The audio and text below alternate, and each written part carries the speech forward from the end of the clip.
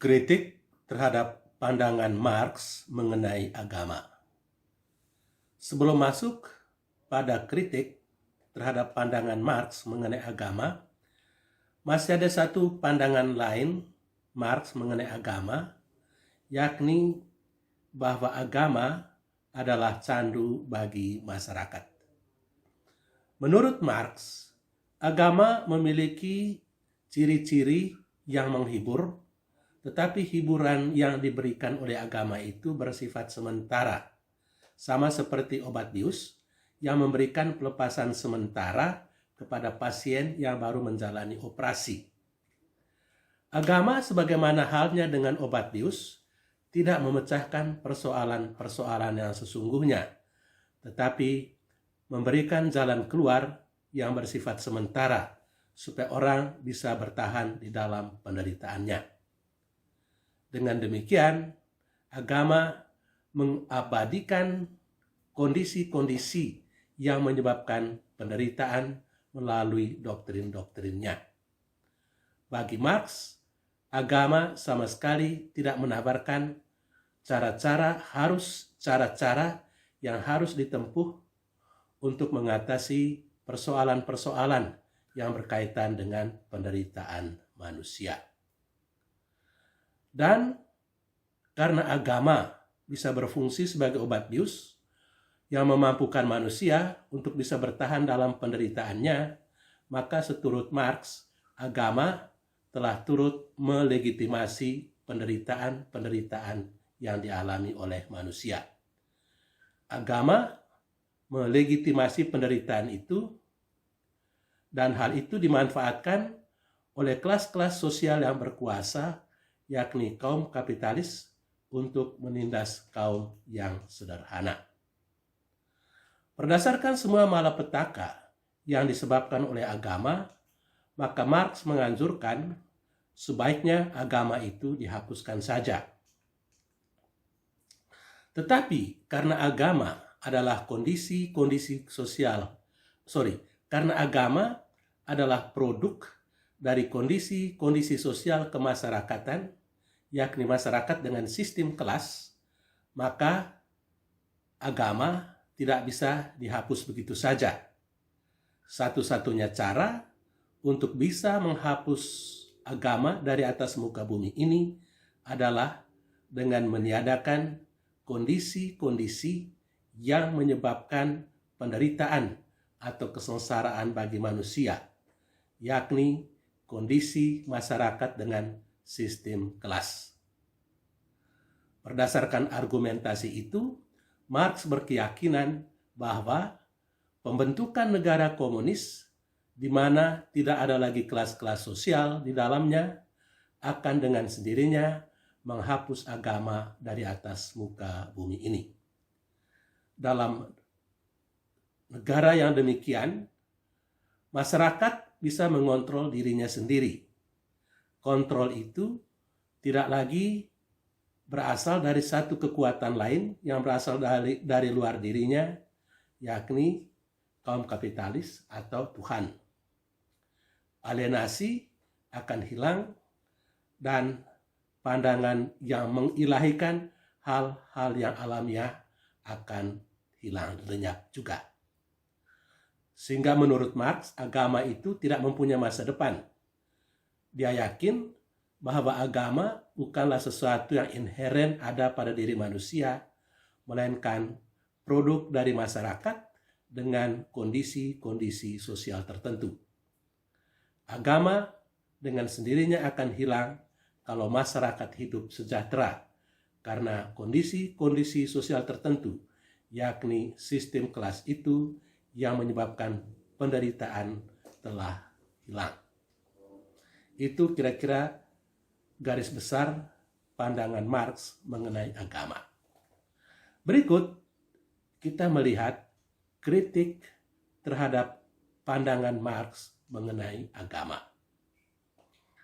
Tuduhan-tuduhan Karl Marx terhadap agama telah menimbulkan perdebatan yang luas di antara kalangan ilmu sosial yang hidup sesudahnya. Mereka seolah-olah berdebat dengan arwahnya Karl Marx. Ada beberapa kritik yang bisa disebutkan terhadap pandangan Marx itu, antara lain agama sebagai ideologi yang bersifat manipulatif, kemudian agama sebagai candu masyarakat, kemudian agama yang menyebabkan penindasan atau penderitaan bagi kaum proletariat, dan akhirnya penghapusan agama atau masyarakat tanpa agama. Kita lihat kritik yang pertama terhadap pandangan Marx, yakni agama sebagai ideologi yang bersifat manipulatif. Marx mengkritik agama sebagai ideologi yang bersifat manipulatif atau alat yang dipakai oleh penguasa untuk menguasai kaum buruh atau kaum proletariat. Menurut para pengkritik Marx, agama bisa saja digunakan untuk melakukan hal-hal yang seperti yang dituduhkan oleh Marx.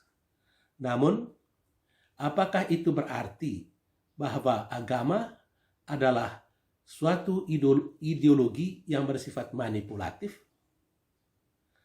Apabila agama adalah ideologi yang bersifat manipulatif untuk menguasai kaum tertindas, maka mestinya orang-orang yang beragama itu cuma berasal dari kaum penguasa saja, karena mereka yang diuntungkan dengan agama guna melanggengkan kekuasaan mereka.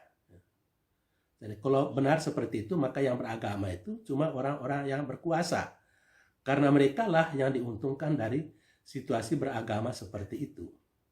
Tetapi dalam kenyataannya, sebagaimana diakui juga oleh Marx, agama tidak cuma dianut oleh kaum penguasa saja, tetapi juga oleh kaum yang tertindas, oleh masyarakat biasa.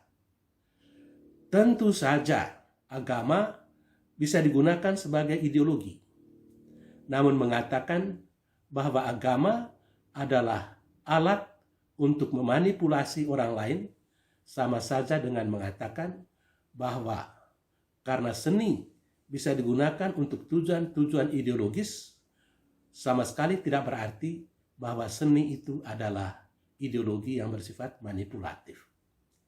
Demikian pun halnya dengan agama. Kenyataan bahwa agama bisa digunakan untuk memanipulasi sama sekali tidak berarti bahwa agama secara esensial bersifat manipulatif. Kritik kedua, agama sebagai candu bagi masyarakat. Marx menuduh agama sebagai candu yang tidak mampu menolong manusia mengatasi persoalan-persoalan dalam hidup, melainkan cuma memberikan pelepasan yang bersifat sementara saja seperti obat bius. Para pengkritiknya mengatakan bahwa tuduhan Marx itu terlalu menyederhanakan persoalan karena masalah agama bersifat kompleks. Dia juga terlalu berani membuat generalisasi bahwa agama adalah opium atau candu bagi masyarakat. Kenyataan menunjukkan bahwa agama bisa mengatasi persoalan-persoalan eksistensial seperti penderitaan dan kematian yang sama sekali tidak pernah masuk ke dalam pemikiran Marx. Agama memberikan makna ketika manusia mengalami situasi-situasi batas. Persoalan-persoalan seperti itu tak pernah dipikirkan oleh Marx, ya, atau pemikiran kaum kapitalis yang sibuk dengan urusan materi. Sebaliknya, persoalan-persoalan seperti itu melekat pada masyarakat miskin dan tertindas. Dalam kenyataannya, agama telah membantu manusia mengatasi persoalan-persoalan di dalam hidup dengan makna-makna yang ditawarkannya. Kritik ketiga, agama melegitimasi penderitaan atau agama menindas kaum proletariat. Kritik Marx terhadap agama adalah bagian dari kritiknya terhadap masyarakat dengan sistem kelas. Jadi, sebetulnya ia menggunakan agama untuk mengkritik kaum kapitalis.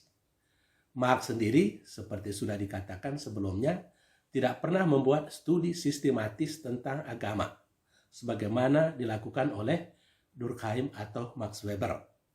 Oleh sebab itu, argumentasinya tidak memperhatikan agama secara keseluruhan, tetapi yang berkaitan dengan kepentingannya atau berkaitan dengan kritiknya terhadap sistem kapitalis. Kelihayan Marx adalah memberi kesan seolah-olah dia membuat studi sistematis tentang agama, padahal uraiannya sangat tidak seimbang, berat sebelah, dan terlalu menyederhanakan persoalan. Kritik keempat, masyarakat tanpa agama. Menurut Marx, agama akan hilang dengan sendirinya apabila kehidupan masyarakat lebih sejahtera. Kesejahteraan akan meningkatkan sekularisme. Kalau sekularisme meningkat, maka agama dengan sendirinya akan lenyap. Sekularisasi memang tersebar di mana-mana, tetapi kelihatannya sekularisasi tidak selalu mempunyai korelasi dengan kemajuan.